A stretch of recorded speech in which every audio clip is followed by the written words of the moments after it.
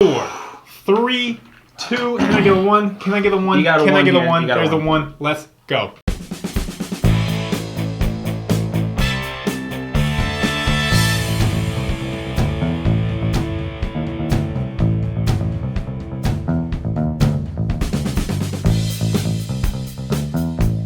Let's get straight into the draft. We've had some time for it to sink in. All the news and the hype has sunk in. So let's break down what we did in the draft, and we're going to give our thoughts and our grades on it. But first off, let's talk about some themes about how we drafted, how JRob is slowly crafting this team into a machine. Justin, Yeah. what are some themes that you saw pop up in how we drafted? Well, what I saw, this is the second draft now that we've gotten to take a look at JRob and how he works, what he likes to do. But in this draft alone, we definitely had a focus on skill players and dynamic playmakers with the football in their hands. We went heavy on offense. We got some weapons for Marcus Mariota, obviously, particularly in the early rounds. I mean, 3 out of our first 4 picks were offensive players, which is a pretty, big contrast from how we've been drafting the past few years. And the one player that wasn't an offensive player is probably the most dynamic playmaker with the ball in his hands too, but he's going to be a cornerback by the name of Adoree Jackson. We'll get to him in a few minutes here. Another theme that stood out to me though was we are getting a lot of players that are coming from these smaller schools. We saw that last year with Kevin Byard, Tajay Sharp, etc. This year, though, we kind of continued that trend. We saw players coming out of Western Michigan, Western Kentucky, Florida International, UT Chattanooga, Villanova. I didn't even know they had a football team. I thought that was a basketball school. So JRob is doing some digging for a lot of these players. But at the same time, these are still players that were known on a national, bigger scope because of their production in college. And that's kind of another theme that we're kind of seeing with these players too. Like, yes, smaller school players, but they produced heavily in college. Just take a look at their college stats. They're putting up some numbers. Yeah, he tends to like guys that knows that they can produce, has a lot of potential, just played at a smaller school, so maybe they're coming into the league with a little chip on their shoulder. Exactly. Got to earn their place if they want to become a star. Right. Because last year, real quick, I had mentioned Byard and Tajay Sharp. They're 2 guys that produced big time in college as well. I mean, even Jack Conklin, though he went to Michigan State, he was actually a walk-on at Michigan State, had to earn himself a scholarship, and then earned his way into a top 10 pick. That's and right. A great rookie season. So And all-pro rookie season. And that story doesn't even really hold a candle to what our very first pick in this draft had to go through. Corey Davis, as it's been said, he did not receive any offers coming out of high school, except for one from Western Michigan, which he took.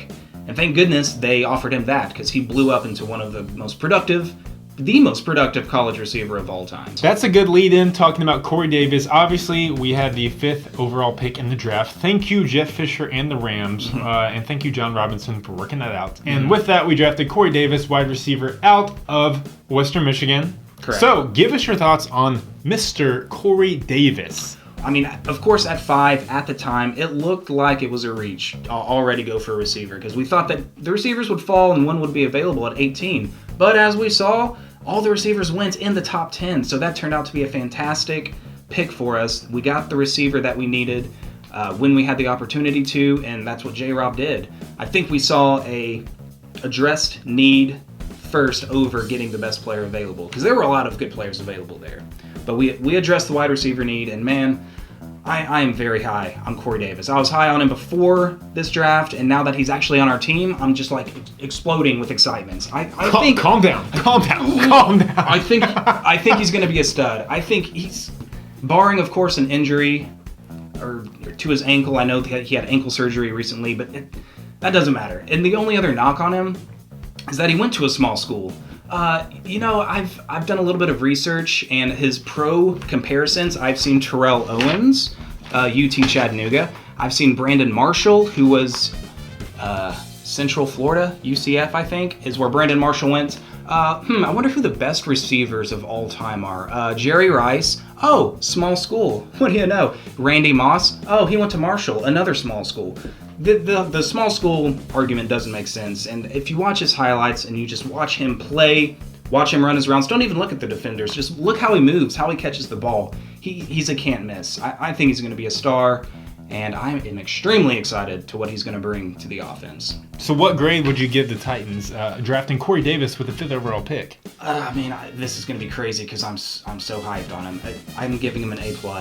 Wow. I think he's going to be a game changer. He can take this offense to another level with Mariota, and he's got the character qualities too that JRob likes. Hard worker, team first guy, humble attitude. He's perfect. He's a perfect fit. He's perfect. I mean, yeah. So we addressed an immediate need, immediate dynamic need with a lot of potential. I think he's going to be a great fit. I did have Night of the Draft too. If you watch our live stream, I had Mike Williams. I was hoping for Mike Williams over Corey Davis as a personal preference. You're not the only one. I am not mad with Corey Davis. I do think the ankle will heal up fine, just like Mariota's fibula. So I don't think we have to worry about that come the season. So yeah, I think he's going to fit in great. So I like the pick too, especially going with how the draft ended up. How the draft ended up going with Corey Davis, Mike Williams, and John Ross all being taken in the top 10. Right. At first when we drafted Corey Davis, I thought that was a little too high. I thought we could have gotten him later, through a trade, in the later teens. Which we may have set that off by drafting Corey Davis high. We may have set off that trend of going ahead and drafting those wide receivers early. But seeing how it panned out, I like the pick, Corey Davis at 5. Thank you, JRob, for addressing the wide receiver need for us. We're going to score some touchdowns. Holla, give Marcus Mariota some more weapons, brah. One thing about the first round that I was shocked, I really thought we were going to trade back. I think if you watched the live stream, I said it multiple times, probably a little too many times for those watching, kind of beat the crap out of a dead horse. I was pretty tired of hearing his But words. I really thought we were going to trade back from 5 to 12 with Cleveland, but I think once Chicago moved up and took Mitch Trubisky at number 2, it kind of threw off the whole draft, threw off what Cleveland was going to do, and so we ended up staying put at number 5 and 18. So with 18, the 18th overall pick, with a lot of good options available, we kind of shocked everybody by drafting Adoree Jackson, cornerback / returner / ATH out of USC. So what do you think about this pick, and what grade would you give the Titans in drafting Adoree Jackson, number 18 overall? Well, I gotta say, Caleb, if you watched the live stream and you looked at our reactions, we were not thrilled, to say the least. We were a little shocked. We didn't... Honestly, we didn't know that much about Adoree Jackson. We knew, of course, about big-name players that were there, and we were hyped about possibly getting O.J. Howard or Reuben Foster, Jonathan Allen, somebody like that, a big name. But we went with cornerback, and it was a cornerback that possibly there were better ones available, too, at the same time. So this pick has been criticized a little bit, but, after the dust has settled, watch some highlights, watch some interviews, kind of get to know this guy, Adoree Jackson, a little bit better. I've come around. Him putting on the two-tone blue and looking like a Titan, that's going to sway my opinion of probably anybody. He looks good in two-tone blue. Let's be honest with ourselves. Looking pretty fly, just like he can fly on the field. Super incredible athlete. He's a track star at USC. He can fly. He scored 4 touchdowns on kickoff returns, 4 on punt returns, and 1 interception return.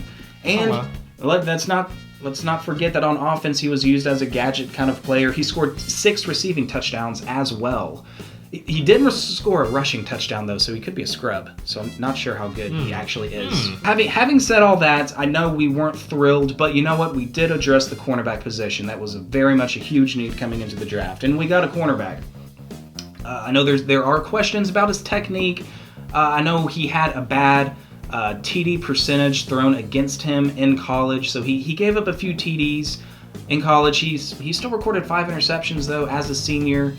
So he's just a playmaker, and I think if he can work on that technique and develop into a shutdown corner, this is going to be a tremendous pick for us. And I think he's going to be able to contribute right away, at least on special teams. But I think right away, a player that has probably the most pressure on him to perform immediately is Adoree Jackson. He's going to probably come in and be our number 2 cornerback behind Logan Ryan, and so he's going to be asked to do a lot here, especially in these first few weeks of the season. So the pressure's on, but I think he can do it. He seems like a good guy, playmaker, big athlete, willing to work hard and improve his game. So I'm excited. I'm excited to see what he does. So what grade would you give that draft pick then? I'm gonna give him a B+ because of his cons of the questions that he has in coverage and giving up some plays down the field in the end zone. But hopefully he can work on that. But I don't know. I'm just buying into the criticism that has been said about him. I'm not an expert. I don't actually know. But based on that, I like the pick, but B+ it would be my grade. I mean, I love his return game. If you've been a fan of this channel for any length of time, you've probably heard me wanting to upgrade the return game from last year and Mark Mariani, which we kind of addressed with Eric Weems in the offseason, but he was just kind of barely a step from Mariani. So I think, Adoree Jackson is filling two needs, returner and cornerback. Think about this first round. Titans went into the draft needing a wide receiver, needing secondary, and needing help on special teams. We addressed that with 2 picks. So it's hard to be mad about that. I think time will tell on all the NFL picks. I think it'll especially tell on Adoree Jackson because so many good players were still on the board, such as O.J. Howard, who a lot of Titans fans wanted, such as Reuben Foster, or even people like Jabril Peppers, someone who could fit, who Dick LeBeau really could have used to move around in the defense. But I think Adoree Jackson's coming into a good culture. He's got Dick LeBeau as a teacher and a coach to help him grow, and then he also has Logan Ryan opposite of him to really solidify and kind of train him up. So I think he's gonna be a good player. Honestly, looking at the first round as a whole, we may not have always gone with the best available player, which that's the strategy that some teams do, but we filled the 3 immediate needs that the team needed with 2 picks. Dynamic playmakers, hard-nosed guys, great, a lot of potential, and I'm looking for them to really have a great year. Yeah, me too. Corey Davis and Adoree Jackson are going to have huge roles on the team from the onset. So if they can live up to the billing, man, we're going to be good. We're going to be pretty dang good. Well, anyways, that's our thought on the first round and obviously the most important round. I'm just kidding. All rounds of the NFL draft are important, but we're gonna cover those in later episodes. But those are our two top tier first round draft picks. That's what we think of them. We like them. It's going to be great watching these guys play. So stay tuned for our next episode where we break down the 3rd and 4th rounds of the draft. Oh, I guess, and the 2nd round. Yeah, we can't skip the seconds. So there's a lot to talk about there. So stay tuned for the next step where we break down our next draft picks. Thanks for joining us. Let us know, please, as always, send us a comment. Do you agree? Do you hate these picks? Do you think the Titans are going winless because of these picks? What grade would you give them? Like, what grade? Like, you're their teacher and they're your student. Give them a grade on their pop quiz. What's that report card say?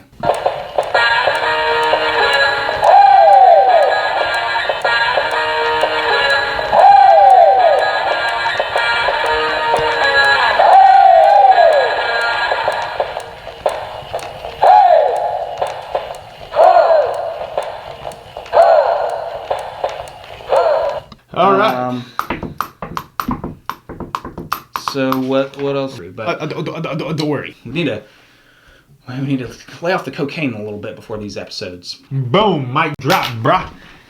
Man, I'm pumped. You shouldn't put that stuff in there.